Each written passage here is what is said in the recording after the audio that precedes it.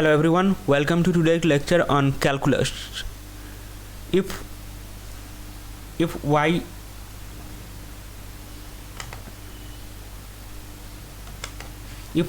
is equal to sin x dy by dx করলে হচ্ছে আমার সাইনকে যদি আমরা ডিফারেন্সিয়েশন করি তাহলে হচ্ছে আমার cos x হয়। sin x কে যদি আমরা ডিফারেন্সিয়েশন করি তাহলে হচ্ছে আমার cos x হয়।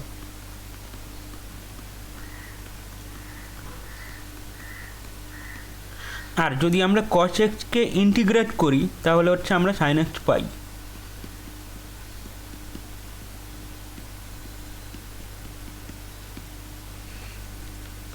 If y is equal to minus cos x, differentiation of minus cos x করলে হচ্ছে আমার sin x হয়। সো এটা হচ্ছে আমার ডিফারেন্সিয়েশন।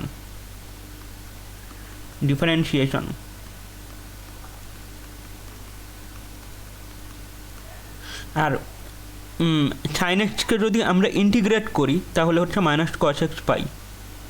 এটা হচ্ছে আমার ইন্টিগ্রেশন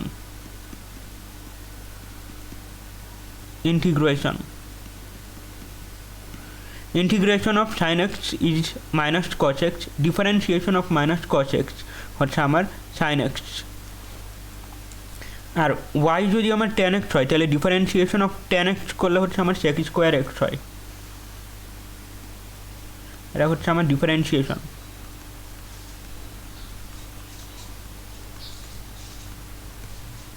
আর sec square x কে যদি আমরা ইন্টিগ্রেট করি তাহলে হচ্ছে আমার tan x হয়। এটা হচ্ছে আমার integration.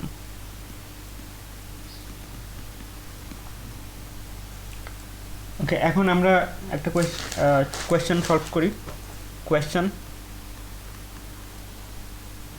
dy by dx is equal to sin 3x, y is equal to what? Y is equal to integration of sin 3x dx.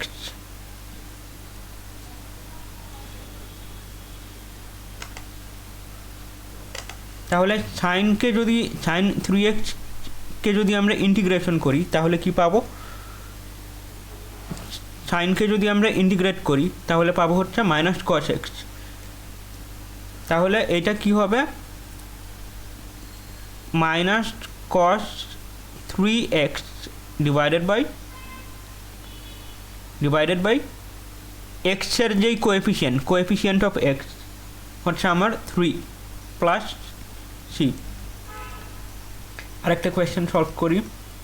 Question বলা হয়েছে যে dy by dx is equal to 5 cos 2x, তাহলে y কত হবে?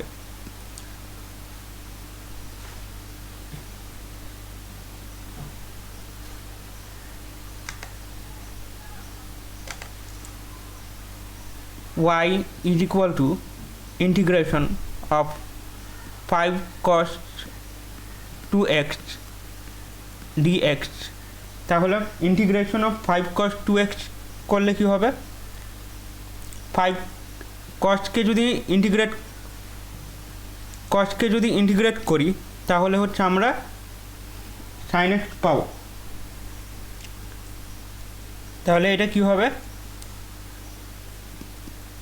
cosকে integrate করলে আমরা হচ্ছে sin x পাবো। তাহলে এটা হবে হচ্ছে 5 sin 2x divided by x এর যে কোএফিসিয়েন্ট সেটা কত 2 প্লাস হচ্ছে c। Okay, thank you everyone, that is all for today.